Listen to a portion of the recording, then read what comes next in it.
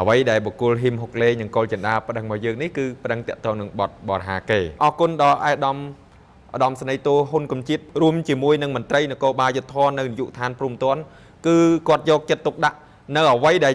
ជាការឆ្លើយបំភ្លឺរបស់យើងហើយនៅអ្វីដែលយើងមានផុសតាំងបង្ហាញគ្រប់ទាំងអស់ពេលដែលខ្ញុំបានចូលទៅបំភ្លឺរួចពួកខ្ញុំមានអារម្មណ៍ថា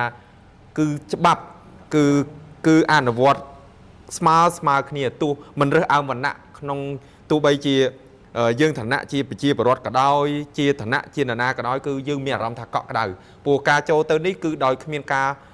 បំផិតបំភ័យការគៀបសង្កត់អ្វីទាំងអស់សម្រាប់ថ្ងៃនេះម៉ោង9ព្រឹក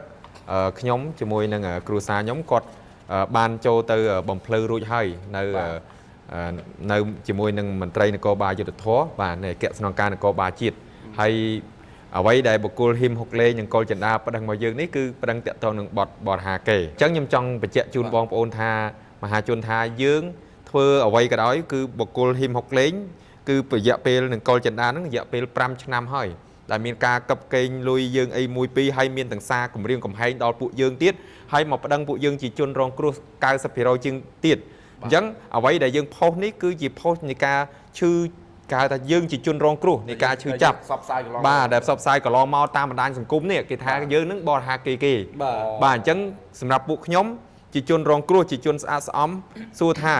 យើងចង់បានយុត្តិធម៌ពិតប្រាកដអញ្ចឹងហើយយើងក៏មានការឈឺចុកចាប់ហើយយើងម្ចាស់ជនរងគ្រោះទាំងអស់គាត់បញ្ចេញអារម្មណ៍នៃការឈឺចាប់ពួកគាត់បងព្រោះយើងខាត់បងលុយទាំងអស់ហើយត្រូវបានគេគំរាមកំហែងហើយត្រូវបានគេប្តឹងមកទៀតអញ្ចឹងសួរថាតើយើងទាំងអស់គ្នាមានការឈឺចាប់អត់តើយើងសម័យនេះយើងនៅអោបទុកទ្រាំអត់បានបាទជារឿងពិតណាបងហើយអញ្ចឹងហើយក៏យើងបានចូលទៅបំភ្លឺរួចរាល់តាមការដីកាកោះនៅនគរបាលយុទ្ធភ័ណ្ឌរួចរាល់ដែរបងមុនហ្នឹងបាទឃើញថាតើមន្ត្រីនគរបាលយុទ្ធភ័ណ្ឌនៅអគ្គស្នងការលោកមានបានទទួលជ្រាបយល់អំពីបញ្ហារបស់បងនៅក្នុងការឆ្លើយអំពីរបស់បងគាត់យល់ឃើញថាបែបណាដែរបងអាចបកជួយអំពីបានបងចំពោះមុខខ្ញុំសូមអរគុណទៅដល់បងអាដាមហ៊ុនកំជាតិជាប្រធានកណ្ដាលយុទ្ធភ័ណ្ឌរួមជាមួយនឹងថ្នាក់ដឹកនាំមន្ត្រីនគរបាលយុទ្ធភ័ណ្ឌទាំងអស់នៅថ្ងៃនេះគឺសម្រាប់ក្នុងនាមខ្ញុំជាពលរដ្ឋម្នាក់ពេលដែលខ្ញុំបានចូលទៅបំភ្លឺរួចពួកខ្ញុំមានអារម្មណ៍ថាគឺច្បាប់គឺអនុវត្តស្មើគ្នាទោះមិនរើសអើងវណ្ណៈក្នុងទោះបីជាយើងឋានៈជាប្រជាពលរដ្ឋក៏ដោយជាឋានៈជានរណាក៏ដោយគឺយើងមានអារម្មណ៍ថាកក់ក្ដៅព្រោះការចូលទៅនេះគឺដោយគ្មានការបំផិតបំភ័យការគៀបសង្កត់អ្វីទាំងអស់បាទអញ្ចឹងជារឿងមួយដែលក្នុងនាមខ្ញុំជាពលរដ្ឋហើយជាលើកទី1ក្នុងជីវិតខ្ញុំដែលចូលបំភ្លឺខ្ញុំចង់មានអារម្មណ៍ថាពិតជាកក់ក្ដៅព្រោះចង់បញ្ជាក់ថារឿងនេះអរគុណដល់អាយដាមស្នេហ៍តូហ៊ុនកំជាតិមិនមែនគាត់ទើបតែយកចិត្តទុកដាក់នៅពេលដែលពួកខ្ញុំចូលមកបំភ្លឺនឹងទេដោយបងមហាជនសារព័ត៌មានឃើញហើយតាំងពីពេលដែលយើងមានបញ្ហាគាត់តែងតែចូល share ចូល comment កន្លងមករហូតតតែយើងទទួលបានពាក្យបណ្ដឹងថ្មីនេះក៏គាត់នៅតែមានការយកចិត្តទុកដាក់ដល់ពួកខ្ញុំជាជនរងគ្រោះ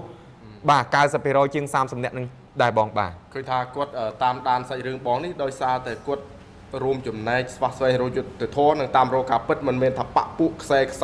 សាច់ញាតិអីគឺមិនមានអត់ទេបងអត់ទេបាទអត់ជាប់សាច់ឈាមទេបាទហើយបងឃើញហើយគឺគាត់ផុសជាសាធារណៈ share ជាសាធារណៈបាទហើយមានការយកចិត្តទុកដាក់មែនទែនបាទចំពោះពួកខ្ញុំដែលយើងចូលមកបំភ្លឺនៅថ្ងៃនេះរួមជាមួយនឹងមន្ត្រីនគរបាលយុទ្ធភ័ណ្ឌនៅនាយកដ្ឋានព្រំទាន់គឺគាត់យកចិត្តទុកដាក់នៅអ្វីដែលជាការឆ្លើយបំភ្លឺរបស់យើងហើយនៅអ្វីដែលយើងមានផុសតាំងបង្ហាញគ្រប់ទាំងអស់ពេលដែលគាត់មើលហើយគាត់យល់ថារឿងនេះពួកយើងមានឯកសារគ្រប់គ្រាន់ទាំងអស់តាមផ្លូវច្បាប់បងនេះគឺជាការសម្រេចចិត្តរបស់នគរបាលយុទ្ធភ័ណ្ឌបាទព្រោះយើងហើយអ្វីដែលសំខាន់យើងសំណូមពរឲ្យគាត់នឹងបាទបញ្ជូនសំណុំរឿងហ្នឹងទៅឯកការព្រោះបុគ្គលហ៊ីមហុកលេងនឹងកលចិន្តាប្តឹងយើងនៅឯកការហើយបាទអញ្ចឹងរឿងហ្នឹងបើនិយាយពីផ្លូវច្បាប់ខ្ញុំមិនចេះច្បាប់ប៉ុន្តែខ្ញុំដឹងច្បាប់ថាពេលដែលបុគ្គលម្នាក់ប្តឹងបុគ្គលម្នាក់ទៀតនៅដំណាក់កាលឯកការហើយច្បាស់ណាស់បើរកឃើញបទល្មើសរៀបធៀបផ្សំអីនៅបទល្មើសគឺមិនមកប្តឹងថយក្រោយទេគឺដាក់បញ្ចូលសំណុំរឿងហ្នឹងនៅដំណាក់កាលឯកការតែម្ដងព្រោះរឿងនេះគឺនៅក្នុងដំណាក់កាលឯកការទេបាទអញ្ចឹងវាស្ទើរតែផុតដៃសមត្ថកិច្ចហើយមែនទេបាទហើយប៉ុន្តែបែរជាគាត់មកបកក្រោយវិញអញ្ចឹងបាទរឿងហ្នឹងក៏ខ្ញុំឆ្ងល់ដែរបាទក្នុងនាមខ្ញុំជាម្ចាស់ភាគហ៊ុនទាំងអស់ 90%នេះសូមស្នើសូមអរគុណទៅដល់ថ្នាក់ដឹកនាំដែលមានសម្ដេចពុកសម្ដេចម៉ែសម្ដេចបវរធិបតីនិងលោកជំទាវអាដាមកើតរិទ្ធឧបនាយករដ្ឋមន្ត្រីក្រសួងយុទ្ធភ័ពរួមជាមួយនឹងអាដាមសសខារដ្ឋមន្ត្រីក្រសួងមហាផ្ទៃព្រមទាំងអាដាមហ៊ុនកំជាតិដែលជាប្រធាននគរបាលកណ្ដាលយុទ្ធភ័ពតែងតែយកចិត្តទុកដាក់ឈឺឆ្អាលទៅលើគេហៅថាបញ្ហាសង្គមយុទ្ធធរសង្គមគឺតែងតែយកចិត្តទុកដាក់អញ្ចឹងពួកខ្ញុំមានតែលើកម្រាមដៃ10និងអរគុណហើយសូមថ្នាក់ដឹកនាំទាំងអស់បន្តជួយបញ្ចប់បញ្ហាវិវាទនេះឲ្យបានឆាប់រហ័សតាមតែអាចធ្វើទៅបានព្រោះពួកខ្ញុំឃើញចាក់ស្រាយហើយសិតតែជាកូនកសិករទាំងអស់គ្នាគ្មានលទ្ធភាពទៅតតាំងរឿងក្តីពេលវេលាទេខាតទាំងពេលវេលារកស៊ីហើយពួកយើងទាំងអស់គ្នាសិតតែជាប់បុលធនាគារទាំងអស់ដើម្បីយកលុយមកដាក់រកស៊ីនឹងបងបាទ